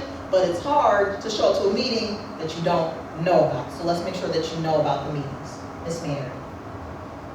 I spoke to Mr. Ejike about that corner, and I know what she's talking about. There's a lot of accidents at that intersection. For years, there was a sign that said there was going to be an amphitheater at that location. When I spoke to Patrick, he said, Ms. Singleton, she approved that, so it's nothing he could do about it. They just started building that BP station a year ago. So we're getting false information. We're not given the information in time to go to these meetings. And then when we go to the commissioners meeting, you all have already approved it. So it's a waste of time. I never want anybody in District 1 in Clayton County to ever feel like coming out to a meeting and voicing your concerns is a waste of time. The reason that I want you all to know about the community information meetings, about the zoning advisory group meetings, at the community information meetings that are I don't want to get the date right, I don't want to get the date wrong, I'll pull the calendar up. Those community information meetings, the developers are supposed to be there to answer questions from the residents who live near that project. So when you talk about the opportunity to ask questions of the project manager, of the company that's bringing in the development, that meeting is 2 hours long. It's the first Monday, unless that meeting. It's the 3rd Wednesday. I'm gonna pull the calendar. I don't wanna give you all the wrong date, but there's also the zoning advisory group meeting. And so the zoning advisory group, when I talk about the boards that you all, residents sit on to be, the voice of your neighbors in your community, there's the zoning advisory group, there's the Board of Zoning Appeals. Those boards are made up of people who live here in Clayton County. That is a legal requirement for those members to live in Clayton County. And so they are making decisions before it comes to the Board of Commissioners. So when we're reading, staff recommends approval, staff recommends denial, ZAG recommends approval, ZAG recommends denial, those meetings are all public. I hope that helps. Does anyone have any economic development questions? Right here.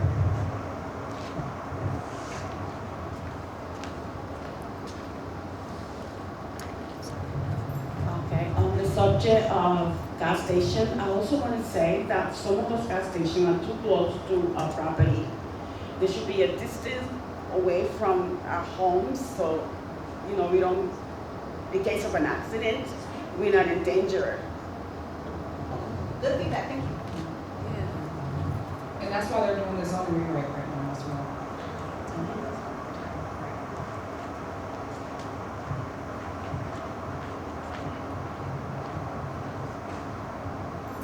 I have a question. You were talking about mixed use development.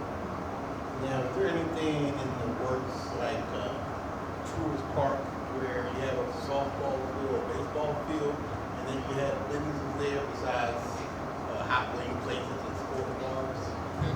So I'm working on incentives right now to get something like that.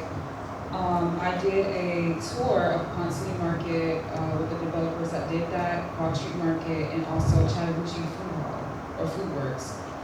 So in order for them to come down here, we have to have a reason for them to come.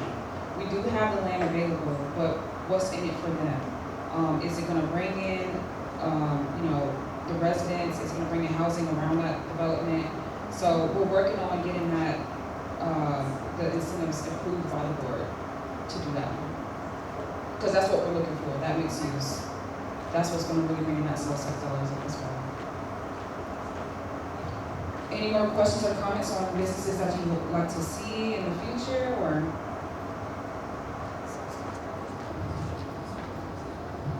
Well, I'm late coming in, but another thing that I would like to see in the area is I would like to see y'all create some price control offices in the area and surrounding areas to control the prices and make sure that everybody is in line with the laws that have been created for everything to be not like we see now, like the high prices going up on us and changing everybody's income and how they will be able to use their money daily because of the issues that have accumulated due to non-readers. And I think that's not justifiable for citizens, and I think that'd be a good thing to control these prices. That's a good point.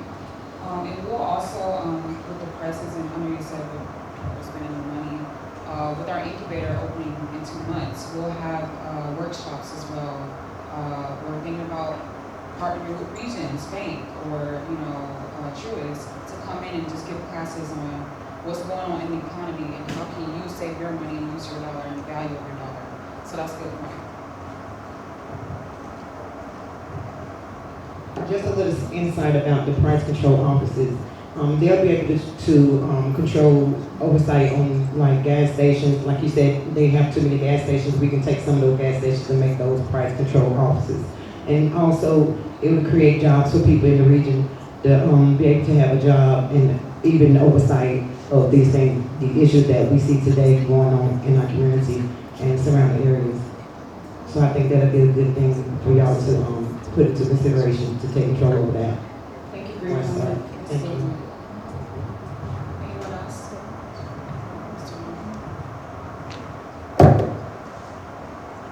Is there economic development? What kind of incentives were you guys approved to, for the businesses that's trying to come in? You're saying what incentives do we have now or the ones that we're looking forward to? Well, I can't really talk about the ones that we're looking for because it's not approved yet. So. The ones that We have now. yes. So we are a tier 1 county. That means if you are a business and you come into the county and create 4 or more jobs, you get a tax credit. We do have tax abatements on certain projects and properties. What else do we have? There is a workforce development pipeline with the Development Authority. Those are one of the incentives. And we have expedited services. So if you have a business and we score your business based on an economic development matrix, it's a part of the intake process. We expedite your services like your business license, your fees and stuff like that of that nature. But that's all we have currently.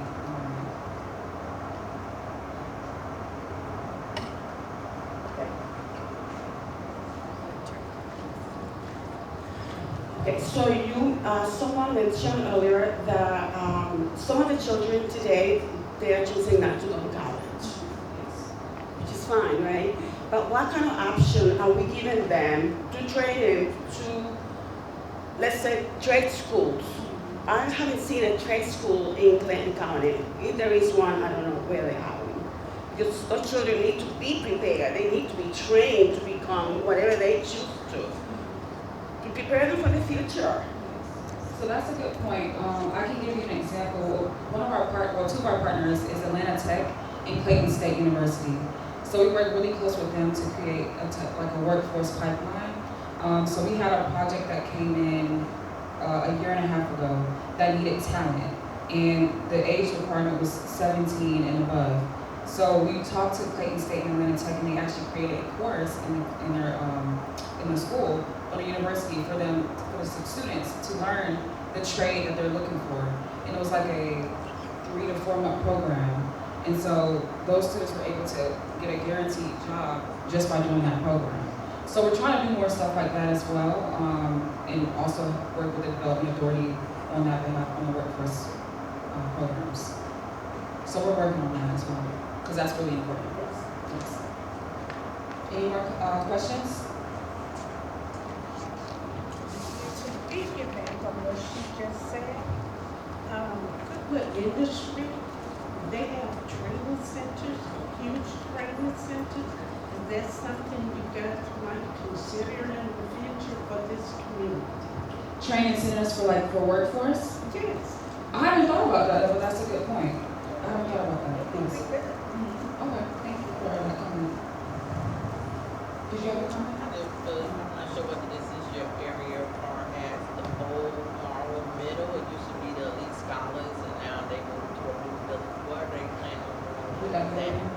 That would be a, Clayton County Public Schools questions, yeah.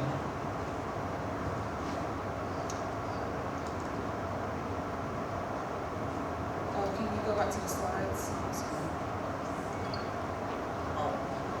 That was me. I pulled up on City Marketplace. Oh, yeah, well, I'll go back towards the, I think this is the last slide. So this is gonna be our new office, and that's also gonna be the small business incubator. It will be open to the public. There will also be membership options as well. And this should be open in the next 2 months, so just be on the lookout for news about our ribbon cutting. And you can go back to the Ponce City Market.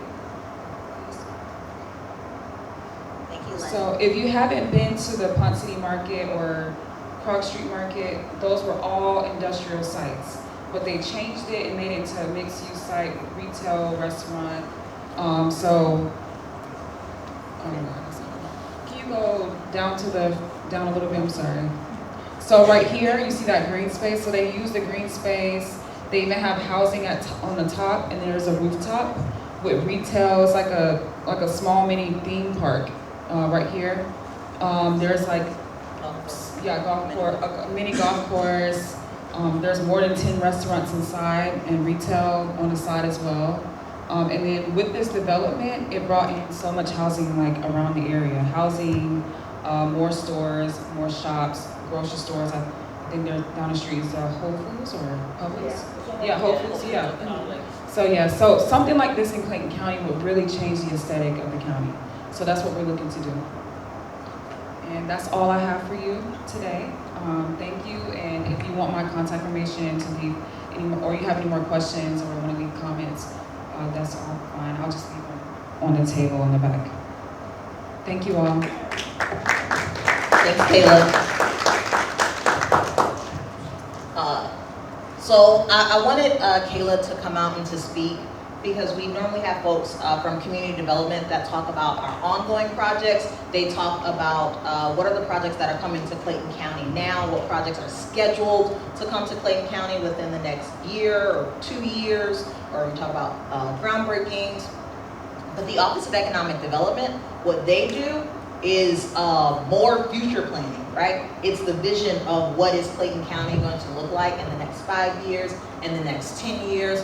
And so really having her come talk about, what does it look like and what does that process, and more importantly, what does that timeline look like to bring some of those kind of like large scale projects to Clayton County. So what would it look like to maybe reuse one of those warehouses that's sitting vacant into a food court space? What does it look like to use it? Who mentioned sports? I think someone asked about baseball and, talking about, I think it was like Little League and traveling to Sugarloaf Parkway, but reusing the spaces that we already have. For anyone who wants to go do some follow-up homework and look up adaptive reuse, which is taking current properties and designing it into something new, or transforming it into something new. And actually, Jordan reminded me there is a restaurant in Hapeville called Paper Plane. I don't know if anyone's ever been. I see a couple folks nodding their head. So if you've seen Paper Plane, they are at almost a 5 points intersection. Well, that restaurant used to be a gas station. Yeah. Paper Plane, the restaurant, I think it's a Thai or Asian fusion restaurant, that used to be a gas station. They are now a 2-story restaurant, and on the 2nd story, it's an event space. And because of the way the road is configured, where it has five streets that kind of converge at a stop sign, and all those cars are slowing down. They actually have an outdoor space with grass and greenery, so folks can go out and eat on their patio. So when we talk about developments that we already have in the county that are maybe being underutilized, well, we still have the opportunity to transform them into something new. I think think there was one more question in the back, and then I'm gonna bring some of our folks at the tables to come up and talk a little bit about what they do. Was there one more question? There was a Zoom question, okay. Oh, yeah. Thank you, Lynn. Sometimes I put Lynn on the spot. I'm just like, this isn't a part of the slide, but can you go on Google real quick and pull up a photo of Paper Plane? This place here, and you can see they have, I think these are apartments, and on another side, they have condos. They actually also have an old elementary school. Someone mentioned the old elementary school. Theirs was like 1920s. And they retrofitted the entire elementary school into condos, into loft spaces. I know because I looked at those loft spaces, and it was $120,000 for a studio loft space. No thank you. But when we talk about the future of Clayton County and what it looks like, that place used to be a gas station. So some places where you see like, oh my gosh, why do we have 3 gas stations at a 4-corner intersection?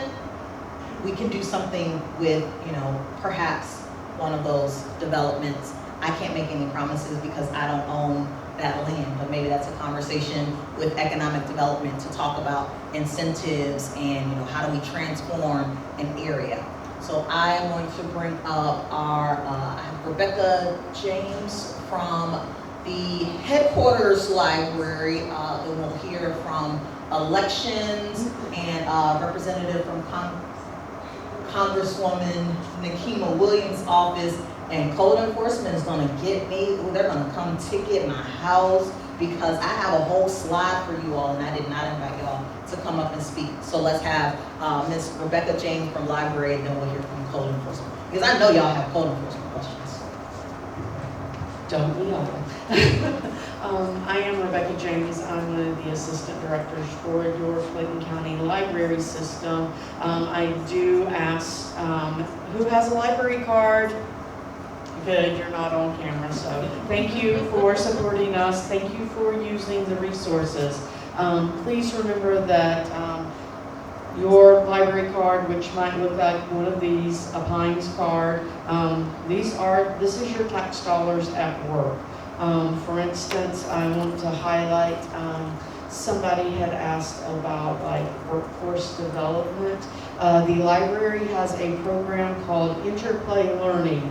Earn CEUs and learn a trade through immersive and hands-on virtual training in HVAC, commercial HVAC, plumbing, electrical, multifamily maintenance, industrial maintenance, crane and rigging, safety, and solar trades.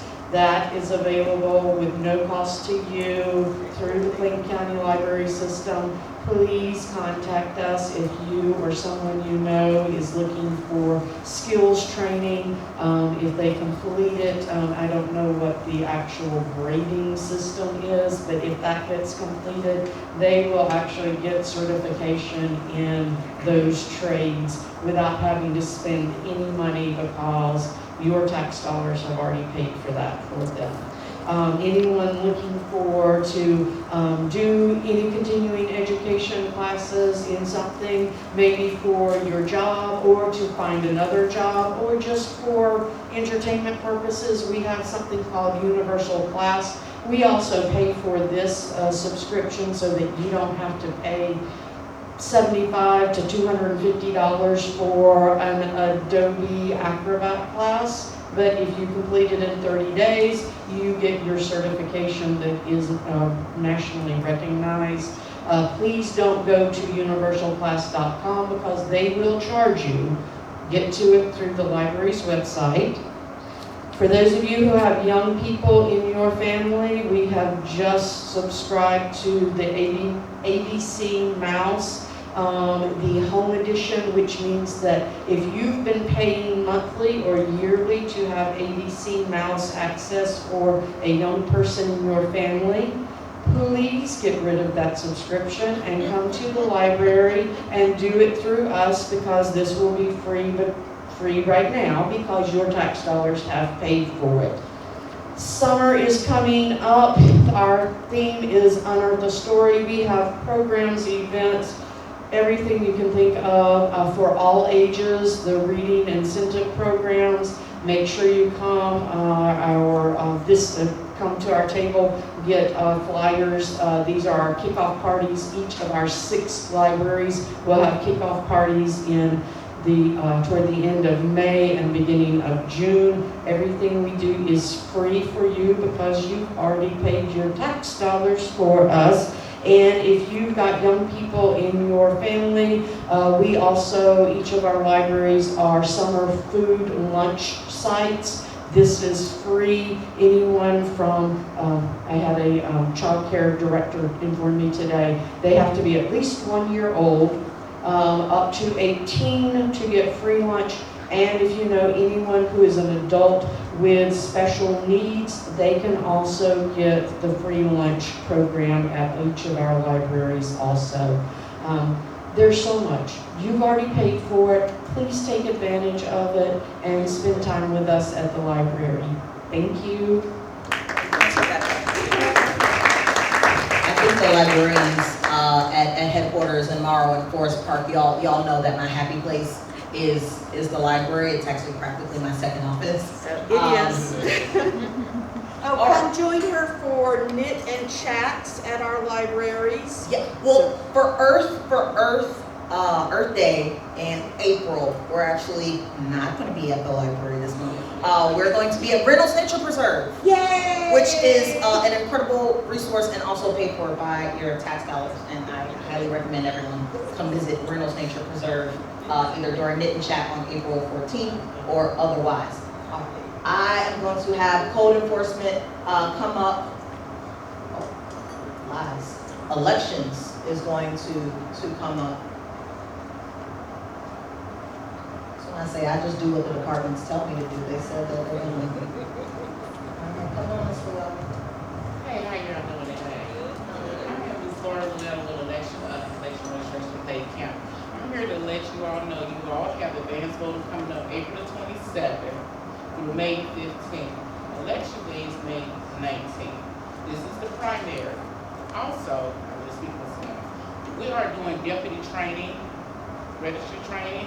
So that makes, instead of calling me, I don't mind coming out, but you all can be trained to be deputy registered to register people to vote in your area, church, community. So, but you have to take the training for Clayton County. So we have a class that's open up April 9th and May. That's one day's top of my head right now, but I know I got April the 9th. So you can go to our website, election registration, scroll down on the page. It said deputy training. You will apply right there, and we get the email, come straight to us. The class is only at 1 hour, from 5 to 6. So if anybody interested and want to do that, go to the website. That's how, and also, in order to register kids, they have to be 17 and a half or older to register to vote, okay? They're at 17 and a half, they're going to appendix steps. Once they turn 18, the automatic is legal to vote. Anybody got any questions? Okay. Yes, ma'am.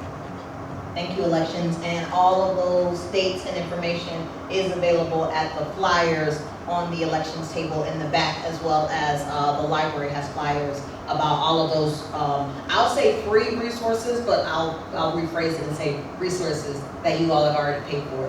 And now I'm going to bring up code enforcement. Y'all, I really don't want to get a ticket. I don't want y'all to come to my door and say that I had y'all go last. So come on, code enforcement.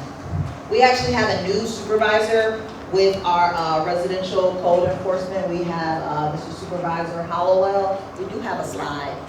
We do have a slide for Mr. Holloway. He has a wonderful display table in the back. I think code enforcement and refuse are probably the most frequent questions that we get from constituents, and so to have the opportunity for you all to ask, directly the department heads, department division leads, to ask them questions, and for them to tell you a little bit about what they do, and maybe a little bit the difference between refuse and code enforcement would be helpful. Thank you, Supervisor. Thank you, Commissioner. I am Lavoris Holloway. I am the supervisor for District 1, residential code enforcement. Been in this capacity since December, and the prior supervisor has moved over to another division. Many of you may recognize Mr. Norman Davis. So he's over the commercial division. But for code enforcement, our area of oversight is interim Warden Amy, followed by our Major Sean McDonald and Captain Kenneth Wright. So I'm gonna turn it over to Officer Moore, who's one of our District 1 officers, and then I'll come back and share a little bit more information with you, and we'll field questions accordingly, okay? Good evening, everyone. Just kind of want to let you guys know some of the most frequent codes that we address. Grass and weeds higher than 10 inches, trash and rubbish, abandoned vacant properties, vehicles being unlicensed and inop, commercial vehicles parked in residential areas. That's just some of the things that we do cover.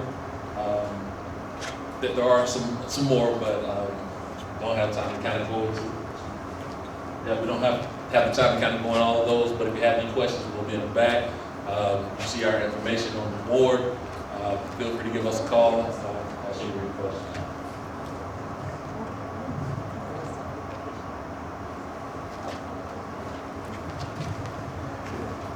Okay, as Officer Moore stated, he listed some of the 10 things, most frequent violations that we address. Again, our table is there and will be posted. I just, as District 1 supervisor, I just wanted to give you some stats as to what has been happening and transpiring within the residential code enforcement division, okay? So, and these stats are compiled up until March 20th, so from January 1 to March 20th. So as a division, as a whole, code enforcement, at that point, we had 2,979 cases. 2,979 cases that had been addressed or are being addressed. District 1 in particular, there were 568 cases initiated for District 1.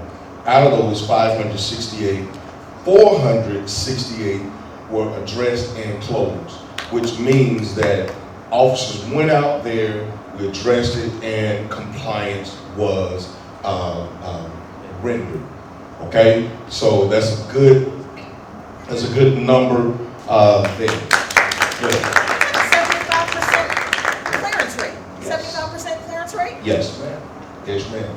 So we are actively and on a daily addressing these issues. All right. One of the things that we have been tasked to do is what we call blitzes. So we do our blitzes on two types, formats mainly. One, we will have a full blitz, and another we will have what we call a mini blitz. A mini blitz is, just say, I may assign Officer Moore to address one particular street. So he may do that. He may just say 10 houses, 20 houses, 40, 50 houses. When we do a full blitz, we address multiplicity of streets, sometimes within a neighborhood or a subdivision and or community.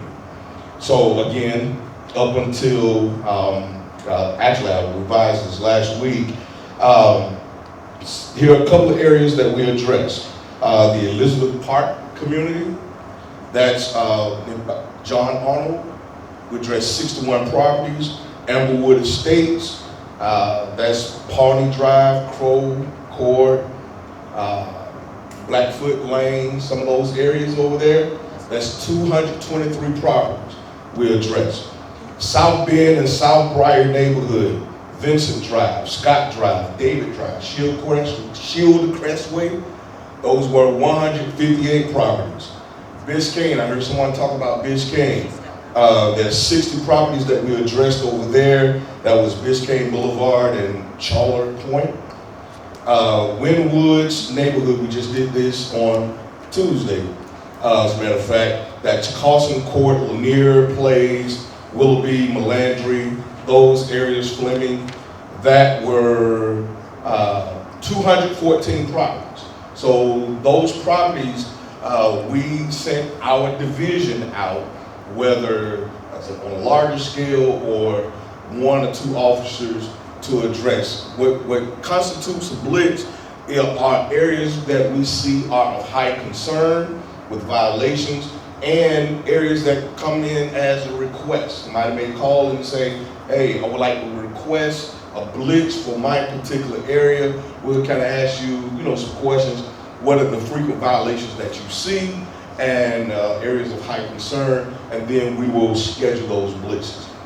We have been tasked with doing on an average about 2 blitzes a month. Each sector, each district rather, have been tasked with doing 2 blitzes a month. So within all the 4 districts within the county, we are actively working. Last thing, and then we'll turn it over. I know time is escaping us. We have a sign blitz that's currently going on. We always address signs, but anytime during election season and when new businesses are coming in, we do sign blitzes. What sign blitz is that mainly for what we call snipe signs. Snipe signs are advertisement signs, okay? So if you put out a sign, small sign, out in the field or in a particular area, no, according to the county ordinance, no snipe signs are allowed. Okay? So we pull that. So if you're trying to advertise your business, look at another format, go through economic development, community development, respective places to look at advertising your business. If you put a sign out and we're able to get to them, it will be taken and disposed of. We're in an election cycle. Okay, so we have a lot of candidates who are campaigning. As long as those signs are outside of the right-of-way, those signs can remain. Okay, if we pull an election sign, those signs are kept at one of the 2 locations, whether Flicker Road or on Government Circle. And then those candidates are responsible for coming to retrieve their signs. We do not operate in any bias. And look at the camera here, and you all, we do not operate in any bias. Okay, so if you come to one of our locations, you will see signs of a multiplicity of candidates that were in violation. We have no stake in the game, because whomever is elected, sign our checks. Thank you, Jesus. Okay? But snipe signs, whatever we can retrieve to keep the county beautiful, what we call quality of life codes. That's a part of why you have a code enforcement, is to make sure that the quality of life in the county is good, so your tax, so your property can be beautified, so that we can have these restaurants and various businesses coming within the county, and we can not only improve the population, but improve what type of population we get. Okay? Again, time's sake, we want to relinquish the floor, but we will address a couple of questions, I guess. But Officer Moore and I will be here throughout the remainder of the session. Okay? You have some questions? Okay, good. Thank you very much. Well, I know you were walking away before I could put you on the spot to invite you to our Let's Talk Beautification on April 20th. I know Jordan will follow up with you about whether or not you're going to go. So code enforcement and refuse control. So refuse does trash. They do trash collection. So when we talk about the illegal dumping, and we see tires. There are some there are some areas, so for the folks who are Ellenwood, Grant Road, there are a couple of places, 42 near Anvil Block, where folks will go and they'll find, you know, a lesser used road. And I mean, Reaves has collected entire furniture sets, appliances. And so when we talk about, you know, keeping Clayton County beautiful, you know, how do we deter illegal dumping?